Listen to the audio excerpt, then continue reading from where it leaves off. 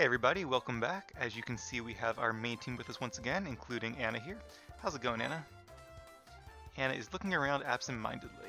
Alright, well the reason we are here with our main team in the fight area is because it is time to battle our rival Barry one last time.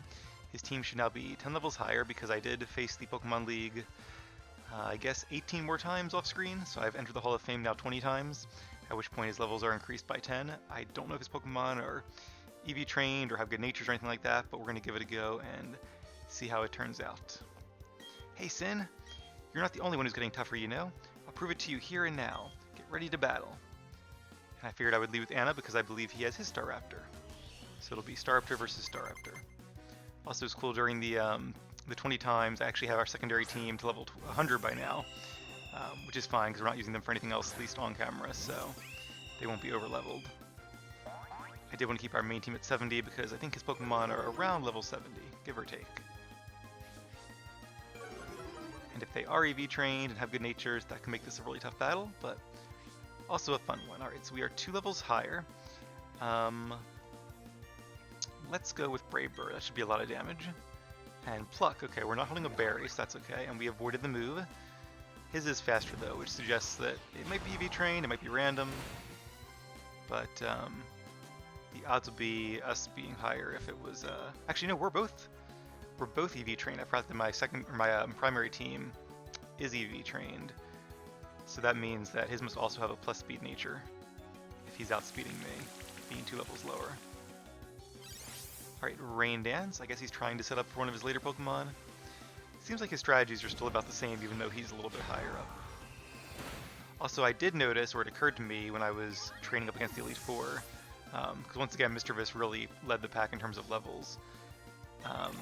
And part of the reason for that is not just because Mr. Viss, or Miss Magius rather, is a fast leveler naturally. It's also because I got, as a Mr. Viss, that Pokemon in a trade, and therefore they get a XP boost. So that's part of the reason they were leveling faster all this time. Alright, let's see if we're faster. If we are, this will be good. Heracross is faster. Okay, close combat will do a lot of damage. Yep, down goes Anna. But we are 5-5. And it did a good job taking out not only Barry's Staraptor, but also forcing Heracross to lower its defenses. Alright, now we'll need a fast Pokemon to take advantage of those defenses. Wind would be really good, but let's see how fast he is compared to some of our others. 211, 200, 217 is actually, he's actually our fastest still. I always think of Tori as being super fast, but I guess just the way. Yeah, it's interesting because neither one has a plus speed or minus speed nature. Well, I guess there's also IVs too. I forgot about IVs. That's probably part of it. Just their inherent like genes. All right, let's bring out Win, who should be able to give a nice strong Flare Blitz to this Heracross. Hopefully, it's not holding Pokesash. Oh, actually, you know what? It's raining. I just thought of that. Ooh. Well, do I want to switch or do I want to stay in? I probably should have. I'm not sure how else I would have really brought out, but okay. I could still do a lot of damage with Flare Blitz even in the rain. It would be basically an evenly effective move. I assume Heracross is not going to use Mega Horn. He's probably going to use Close Combat. And the one Pokemon I would have brought into a Close Combat might have been Anna with Intimidate. So let's stay in and go for the Flare Blitz. And you know what? If we're faster, this should be good because he does have the lowered defense. We are faster. Good job, Win. So yeah, this should be a knockout. Heracross also isn't known for having super high defenses, although I do think its defense is higher than its special defense. Trained one of those myself a few years ago, back in Heart Gold. Had a lot of fun with it. Alright, and Snorlax. Not a smart choice, in all honesty. Alright, Win, how about a close combat? Definitely faster than Snorlax, and being super effective, this should be no problem. Alright, 3 down, 3 to go, and a critical hit just to rub it in. Good job, Win. Appreciate that, even if it really didn't matter too much in the end.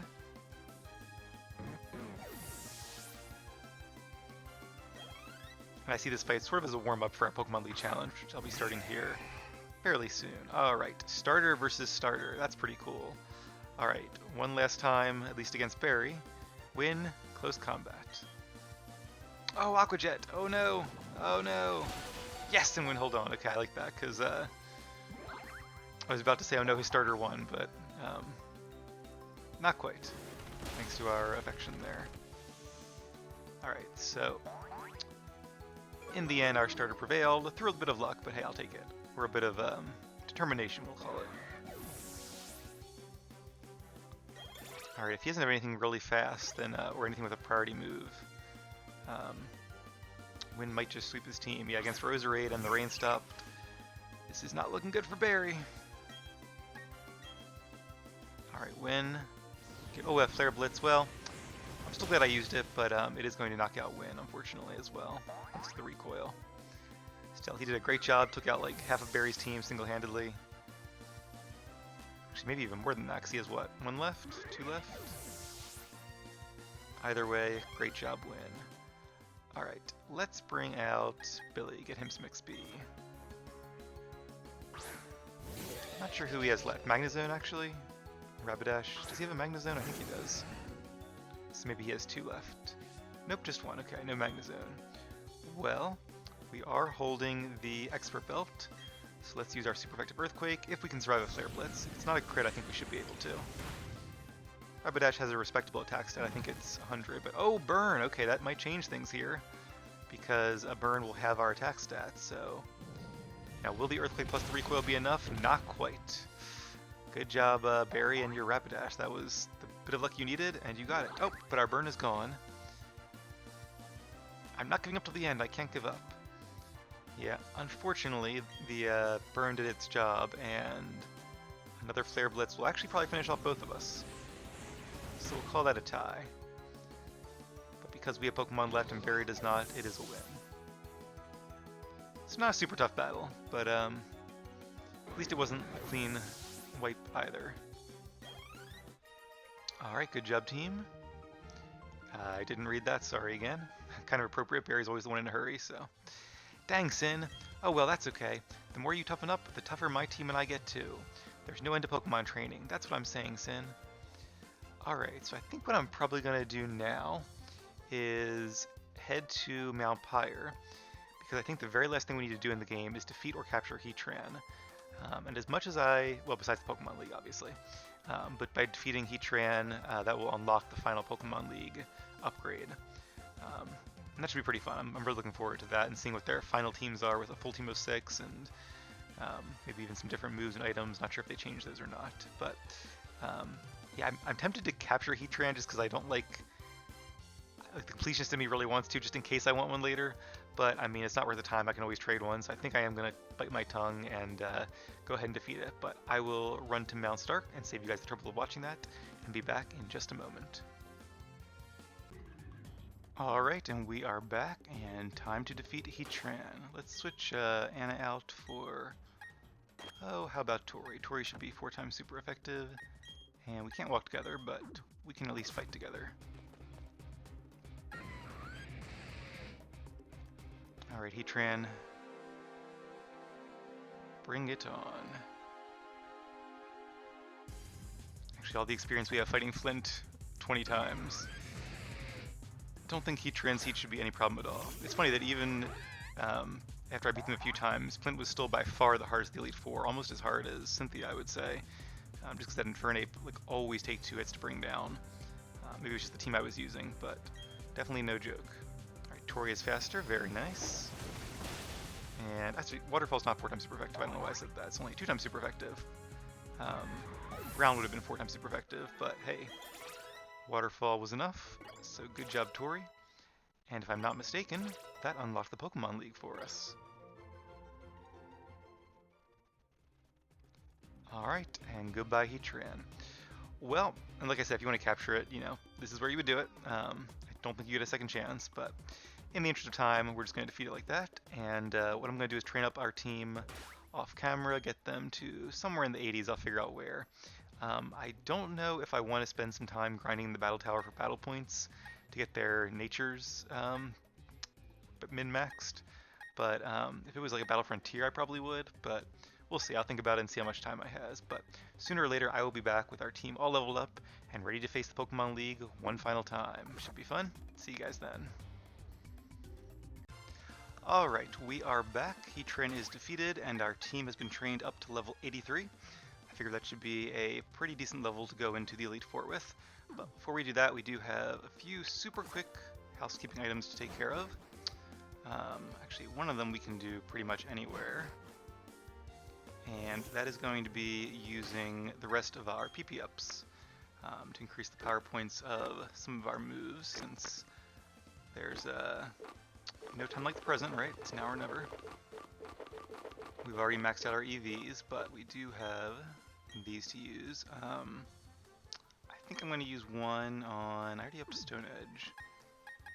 Let's use one on Wynn's Stone Edge, and we'll use one on Anna's Close Combat. Even though Gig Impact is a stab move, I feel like using it 5 times in a battle is unlikely. So, and we do have Lepa Berries and Ethers and all kinds of stuff too to use. I also did give Wynn the Life Orb. We do have a Focus Sash, which I'll probably use against Cynthia because it is a one-time use only item. I used it in the Battle Tower for a while, and then it doesn't get used up because it's the Battle Tower. Same with online battles, but if you use it in the main game or against the Elite Four, it does get used up permanently. And then the last thing I want to do, I've been doing a lot of grinding against the Battle Tower off screen, and we have a good amount of BP, or battle points. At this point, 263. I could buy an ability patch and give somebody their hidden ability. I'm not actually sure if any of them have really good ones. I know like Garchomp's Rough Skin, which is better than Sandvale, but not enough to spend 200 battle points on. But what I do want to... so Ability Capsule is switching your abilities to your normal other ability. For example, if we wanted Luxray to have Intimidate instead of Rivalry, Ability Patch gives them their hidden ability. So for example, Rough Skin for Garchomp. But we're going to use neither of those. Instead, we are going to use something that I think is new to Generation 8. I haven't really seen them before this game. And that would be... We could also get some better Hell items too. Another Focus Sash, for example. That's actually not that expensive, but they are one-time use. We get a Choice Scarf. But like I said, I really don't like using all those competitive battling items in the main game. It makes the playstyle just feel very different. But we are going to buy mints in order to sort of min-max our natures, since our opponents will also have min-max natures. Now, you don't really change the nature of the Pokemon with the mints, but you do change which stat is increased and which stat is decreased. So, alright, I want a plus attack and minus defense for Electivire and Floatzel. So, let's see. Which one would that be? So these are what? Plus attack, that's speed, plus attack minus special defense. I want, I think Lonely, right? Okay, its attack will grow more easily, but its defense will grow more slowly. Yeah, so we want to buy, let me just check here again. Yep, 2 Lonely Mints. And the reason I'm decreasing defense is because they both have both physical and special attacks. So we'll go with that. And then I do want 3 of the Adamant Mints, which will increase attack and decrease special attack for 3 per Pokemon that do not have any special attacks. So Leafeon, Garchomp, and Staraptor.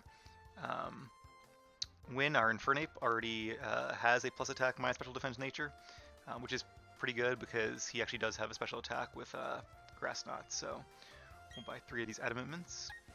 I did consider increasing speed with some of the speed ones instead, but I took some guesses. I didn't cheat and look up the teams, but I did take some guesses at what Cynthia's team will be and what her levels will be. And based on our Pokemon's IVs and just the levels they're going to be at, I didn't see any scenario where it really would matter too much what our natures are. I don't think it will, but there's just so many variables that it's hard to predict. So, alright, let's go ahead and use these mints. And I want to make sure I use them on the right Pokemon here. Alright, so one is called... Okay, they were at the bottom. That's nice and easy then. Alright, so I want to use a Lonely Mint on Electivire, aka Billy. Alright, very nice. And I assume they're recalculated automatically. We'll check in a second. I also want to use a Lonely Mint on Floatzel here, on Tori. Just double check my spreadsheet just to make extra sure. Yes, okay. Alright, and then we'll want to use an Adamant Mint on Tom. Definitely a great nature for a Garchomp. So even after this, our Pokemon won't still be min-maxed because they won't have great IVs, but there's no way to change that. That's just like their genes. So, all right, and I do want to use it on, yes, Ace here. Before we use the last one, let me just double check so I don't mess anything up. Okay, so we now have, yep, plus attack minus special defense, plus attack minus defense, plus attack minus defense. And that's because Tori has Ice Beam and Billy has Flamethrower. We have plus attack minus special defense. I like to add the arrows now because which one, you have red and blue. To me, blue would mean better, not red, but okay. And then, yeah, we don't really need plus special defense on Anna, so let's go ahead and make her adamant as well. And I like that they double check since these are very expensive. And alright, we should be all set now. And with that done, I think we can head outside and fly to the Pokemon League and take them on one last time. You ready, Win? Oh, repulse effect, yeah. So, full disclosure. Win looked at me and nodded. Alright, that's perfect. Full disclosure, I realized it was going to take a long time to train to level 83, just beating like gym leaders and all. And I didn't want to start facing the Elite Four because then I would kind of get a spoiler what their Pokemon are and things. I want to be facing them with their best teams for the first time on screen with you guys. So what I did is I didn't actually save after I knocked out Heatran a couple of minutes ago, at least in the episode. I went back, grinded against the Pokemon League with their second team, the one we used our secondary team to defeat. Got this team to level 83, and then I defeat Heatran again to unlock their final team. So, alright, I'm going to very briefly just run through our team. So we have Garchomp with Soft Sand, there's his moves. We have Leafeon with a Miracle Seed. We have Buizel, or Floatzel rather, with a Mystic Water. We have Billy the Electivire with a Expert Belt. We have Win, who instead of the Black Belt is now holding the Life Orb, since I'll probably use Close Combat and Flare Blitz a lot, so he's very much like a Kamikaze Pokemon, but I really love Infernape. Definitely one of my top 10 favorite Pokemon, and maybe even top 5. Just a really cool design, and really cool types, really cool stats. Anyway, and of course we have Anna the Staraptor, who is holding a Sharp Beak, making her Brave Bird almost as good as Giga Impact, and more accurate as well. A lot of our Pokemon on this team definitely have a lot of moves that do a lot of damage, but also have a major drawback, which I think is kind of cool. I would love to teach Tom Outrage under that same vein, because Outrage is my favorite move, but there's no way unless you breed Gibble, or catch him in the underground, which I probably should have done, but anyway. Oh, I did actually teach him Dragon Rush, though, because level 82, I think, he learns Dragon Rush. And even though it is less accurate, it is more powerful. And if we do end up with our Garchomp versus Cynthia's, ours has Dragon Rush, hers has Dragon Claw, we might actually be able to defeat it even if we're a few levels lower. I also will probably change up some of our items for the final battle, but enough talking, let's get to it. And I think I'll probably go ahead and start with Garchomp against Aaron. Should be a nice neutral matchup there. I'm trying to think if there's anybody else I'd rather use. Could use Tori. Yeah, let's use Tori. Kind of save Tom in the wings there. And of course we also have Infernape, which is super effective. We have Staraptor, so this should be probably the easiest of these battles. Hey there, Sin. I had a hunch you'd be back for more battles. I guess you could say a little bug told me. And I can tell just by looking that your Pokemon are more beautiful and polished than before. Of course, so are mine. So now, let me show you the evolutionary power of bug Pokemon. Alright, so that is a new bit of text there. I'm pretty positive.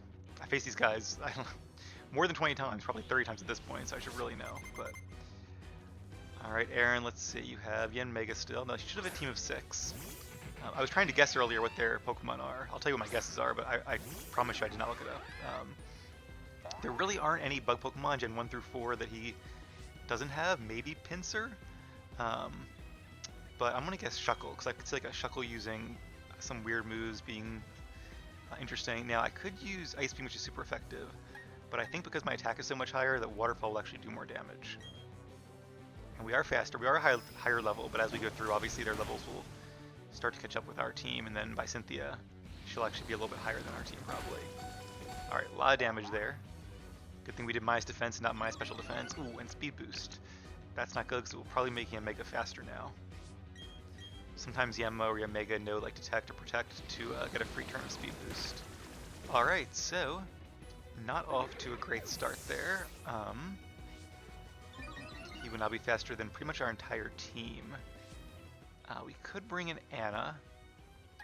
Could bring in Garchomp.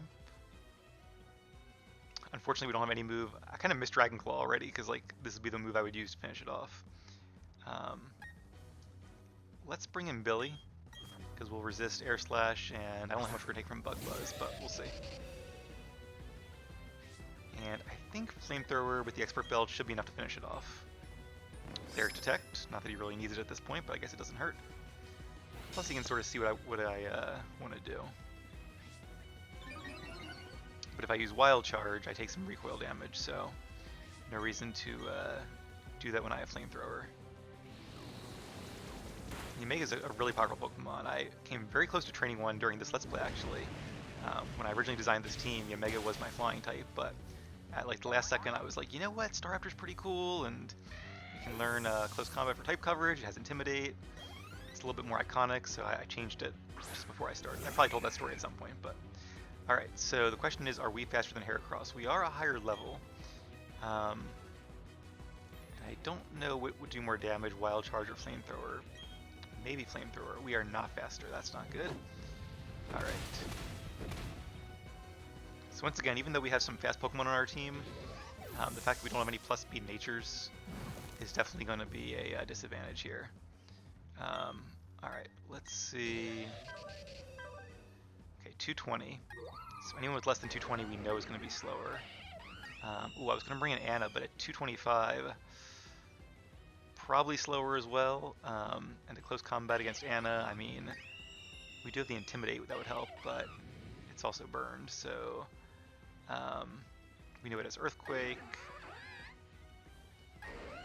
I think we might have to bring in Garchomp, although Garchomp doesn't really have anything to do in return. Oh, this is already kind of worrying.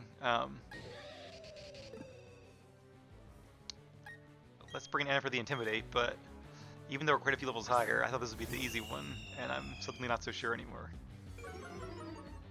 Maybe 85 would have been a better bet. I do have some rare candies we can use if we get like really far and can't defeat like Cynthia, but alright. Not going to risk it. Let's use Brave Bird, and it is faster with Facade. Can we hold on? Yes, good job, Anna. We also, of course, have the the blind luck of our affection mechanic too, so there's always a chance that might come in. Alright, now will we survive the recoil? We will with 6 HP. I'm gonna guess he's gonna bring out Sizer, trying to do a bullet punch. Vespiquen, okay. Well. Alright, we don't have any berries, so that's okay. Thought about giving some of my Pokemon heal berries, but decided against it. I could U-turn, but I think I'm not trying to get XP here, I'm trying to win. XP is just a secondary objective. So yeah, let's take out Vespiquen. Great job, Anna. I took out 2 of his Pokemon. Obviously, Anna's going to faint now as well, but that was a pretty good trade there. So well done. I wonder if all this fainting is actually going to like decrease their affection. All right, so it's 3v3.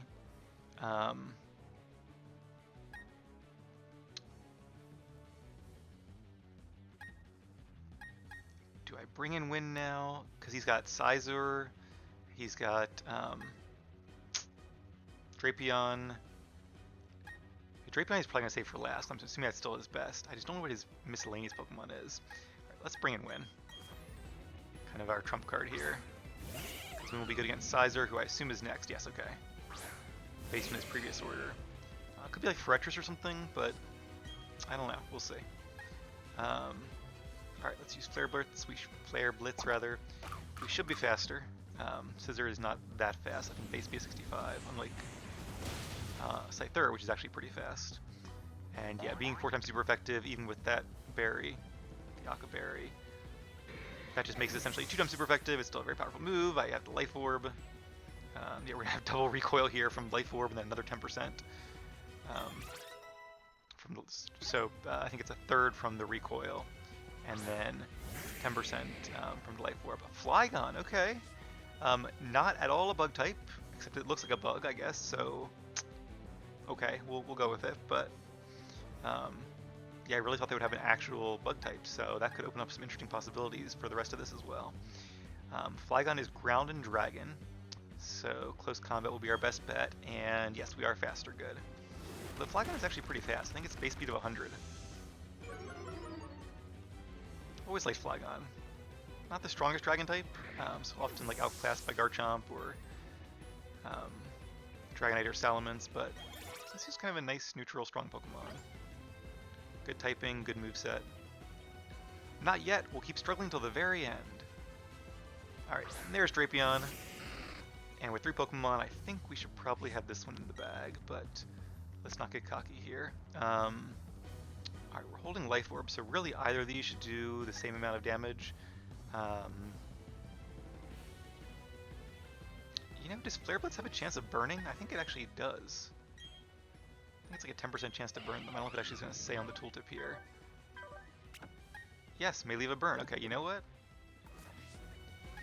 There's a small chance here that I might knock myself out with this, and he might use like Sword Dance or something, which could be bad. But we should be okay. Nice. But there was a chance for a burn, so. And Earthquake, we didn't hold on, but that's okay. He did a great job, and pretty sure that Tom should have no trouble finishing off Drapion. So yeah, 2-0 is going to be the final score here. Definitely makes me a little nervous for the upcoming battles. A bug Pokemon's life force is nothing to sneer at. We are going to use Earthquake, which is a guaranteed hit, and we are holding the Sauce Sand, so I suspect that even after this full restore, it will still be a one-hit knockout. Alright, very nice. Okay, so definitely a tough fight, but still a victory, and a little more XP always helps too. I lost completely, but I think you'll come to realize how great a Pokemon can be. This brings me back to when I first discovered bug Pokemon. I couldn't believe how sharply they'd polished their survival skills. Ever since then, I devoted myself to following the beauty of the bug type. But as much as it bugs me to lose like this to you, I'll never stop aiming for perfection. That way I can keep on showing the wonder of bug Pokemon to the world. Yeah, for a guy that used to have like Dustox and Beautifly and all, he really has put together a formidable team. It shows that even though bug Pokemon kind of get a bad rap because like the early bug types like Caterpie and Weedle and all weren't that strong, if you choose the right ones, there actually are quite a few good bug types, although not enough for him to have a full team. Apparently he has 4 bug types and 2 others, but I won't hold that against him too much. Okay, we use some max potions here. I'm going to do one more fight this episode, and then we'll go ahead and split things up. Alright, I guess I should probably use level berries, at least a few of them. Just on a few of our moves here. Let's see, I think Wind used a few. Not really. Alright, I think we're actually probably okay. So, next up is Bertha with her ground types. So Ace is really good against Bertha. I probably want to save him in the wings. Do I lead with Win? I'm assuming Whiscash again. I can't remember if Whiscash is a physical attacker or not. Usually I defeat it in one hit, so it didn't really matter. I kind of want to save Tom, because I think he's super effective against a decent portion of her team. At least Golem and Riperior if she still has them. Yeah, let's go with Staraptor and see what happens. Just do one more quick check here. Alright, should be good to go. Oh, if it isn't Sin! You sure look different from last time we met. My team is different, I don't know about me. Why, now you hold yourself just like an adult. You remind me of when I was young. Ha ha ha. But I know you're not here to hear an old lady's ramblings. Let's let the battle do the talking. Alright, Bertha, I agree. Let's get to it. And I'm going to guess her next Pokemon is a Swampert. Total guess, but I feel like it'd be a good one. She already has a water type. It could be Torterra. Does she have a She doesn't have a grass. I'm gonna actually change. I'm gonna guess Torterra is her 6th one. Although it might not even be a ground type. It could be like an Aerodactyl or something. Something sort of groundish type, but not really. Actually, I guess Aerodactyl being flying is kind of the opposite of a ground type. Alright, but for now we are against Wishcash, so let's use Brave Bird, do some damage, see what happens. It is funny, I do think that, critical hit, good job Anna, very nice. When I was in the Battle Tower I realized this, because I was facing a few Pokemon, like Gligar for example, that would use Dig, and normally when a Pokemon uses Dig, Earthquake will still hit it, which makes sense, they're underground, at least in later gens. And I think it even does double damage, because obviously it would do more to somebody who's underground. Nidoking, okay, I didn't think of that, but that makes sense. Nidoking with a Sheer Force ability can actually be really strong. And I think it has a higher attack stat in Gen 6 onward as well, so don't underestimate Nidoking. Definitely one of my favorite Gen 1 Pokemon. Okay, so Poison and Ground, pretty much everything we have will be neutral against us. Question is, do I want to switch out with U-Turn and save my Intimidate for one of her other Pokemon, or do I just want to do a lot of damage? U-Turn wouldn't really actually do that much. So he's probably going to use like a Sludge Bomb or something. Well, I don't know if he's using an attack. I mean, he can't use Earthquake. Can't, if he even has Earthquake. He might have like, well, he can't use any Earth moves against Anna. Probably has Mega Horn. That's a really good move for Nidoking to have. And then probably 2 coverage moves. Maybe Rock Slide? I could see Rock Slide. Do I bring in Tom now and save Intimidate and take the Rock Slide? I mean, he could. The thing is, he could no Ice Beam, which makes me nervous. Yeah, let's not switch it. Let's just go for. All right. So do I want to do Brave Bird or do I want to do Giga Impact? Giga Impact does a little bit more damage. There was one battle in the Battle Tower where I chose wrong. I think it actually was against a Nidoking, ironically. But I'm probably overthinking this. Let's go with Brave Bird. Watch it leave with like 2 HP, because Brave Bird does, I think, 144 points. Oh, yes! See, I knew it! I should have gone with Giga Impact. Something was telling me. Oh, Thunderbolt would have been a perfect switch, too. But there's just no way to know that it wasn't Ice Beam, so... Good job, Anna. You took out one of her Pokemon and almost a second one there. Alright, let's bring in... So Anna was faster, so Billy's probably faster too. And Billy will not be good against most of her team, but with Earthquake I know we can knock out Nidoking, so that's what we'll do. Yeah, Giga Impact has a base of 150 before stab, so honestly it would have probably been a one-hit knockout with Giga Impact there. If it hit, it could have been a miss, 10% chance of the miss, that's why I didn't use it, so... You never know about the road not taken. Alright, so Gliscor, that's a very good choice. It is only weak to water and ice attacks, and we have neither. I could switch out here, but I don't really want to. I'm a little worried though, it might do like a Swords Dance or something, but there's just not really much point in saving Billy for later, I don't think. I mean, I guess I could Earthquake like a Golem or Riperior or something, but who's her other one? Hippowdon. Yeah, I really can't do much to Hippowdon either. But I really don't want to switch in, like... I guess Tori is really our best bet here. And I don't think Tori wants to switch into, like, an Earthquake, so... Let's use Flamethrower, we might get lucky and get a burn. We are faster, so that's something at least. Won't do a lot of damage, not getting stab, and, yeah, Billy has a low special attack stat compared to his attack stat, but... That's alright, you did a good job, Billy, and this was not really your matchup anyway, so... Now, hopefully, Tori is faster. Previously, her Gliscor had a Citrus Berry, and not a Yache Berry, which is the Ice Resist Berry.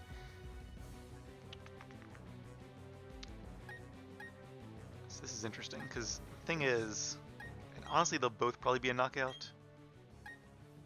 But Floatzel's attack is significantly higher, 275 versus 151. That plus the stab means I think Waterfall would do more.